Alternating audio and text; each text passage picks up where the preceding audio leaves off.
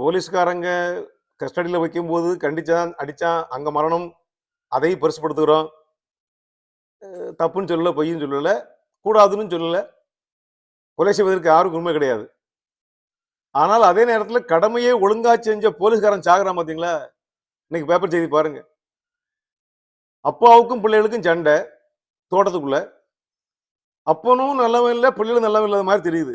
2 பிள்ளைகளும் சொத்து சண்டை போட்டு தகப்பனை அடிச்சிருக்காங்க பாருங்க. கூடி பேசி சாப்பிட்டு இருந்திருக்கான். சந்தோஷமா உட்கார்ந்து அப்பாவும் பிள்ளைகளும் சாப்பிட்டு இருந்திருக்கான். சொத்து பிரிவினை பற்றி பேச்சு வந்திருக்கு. பேச்சு வந்த உடனே அப்பா என்னமோ சொல்லியிருக்காரு கருத்து, ஒருத்தன் அடிச்சிட்டான் அப்பாவை. பதிலுக்கு இவன் அடிச்சான், அவன் அடிச்சான், சண்டை பெருசா போனோடனே அப்பா உயிருக்கு பயந்து போய் போலீஸுக்கு போன் பண்ணிட்டான். என் பிள்ளைகளை என்ன கொல்ல வர்றாங்க, தாக்குறாங்க, உயிருக்கு ஆபத்துன்னு.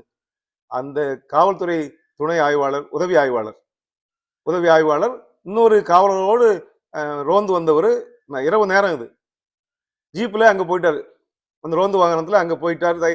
சண்டை தானே போடுறாங்க, சொல்லி தீர்த்துடலான்னு நம்பிக்கையெல்லாம் போயிருப்பார். அவர் கடமையை செய்யாம போகாம இருந்திருந்தாருன்னா அந்த பெரியவர் உயிர் போயிருக்கும். இவர் போனாரு, இவரை வெட்டி கொண்டு விட்டார்கள்.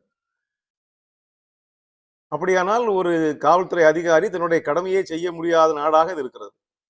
இப்ப இந்த ஆளுக்கு அரசு மரியாதை அதெல்லாம் போட்டு என்னமோ 1 கோடி ரூபாய் நிதி இல்லாமல் அறிவித்திருக்கிறார்கள். ஆனால் அந்த உயிர் 57 வயதிலே கடமையில் இருக்கிற போது போய்விட்டது. அவன் குடும்பம் என்ன, குடும்பத்துக்கு கீழே போட்டிருக்காங்க, சொல்ல பயம், சங்கடமா இருக்கு.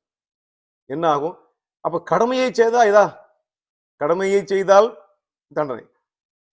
சிந்தித்து பாருங்கள். ஒரு உயிரை எடுப்பதும் சாதாரண விஷயமாக போயிட்டுதே. பிள்ளைகள் இல்லைன்னு ஏங்குற ரொம்ப இருக்கான் இந்தியாவில், தமிழ்நாட்டில். கல்யாணம் முடிச்சு 5 வருஷம் ஆச்சு சார், 3 வருஷம் ஆச்சு சார், 7 வருஷம் ஆச்சு சார், 15 வருஷம் ஆச்சு சார், பிள்ளை இல்லை சார் என்று ஸ்டெர்லிட்டி சென்டர்லாம் அந்த பெருகிக்கிட்டு போகுது.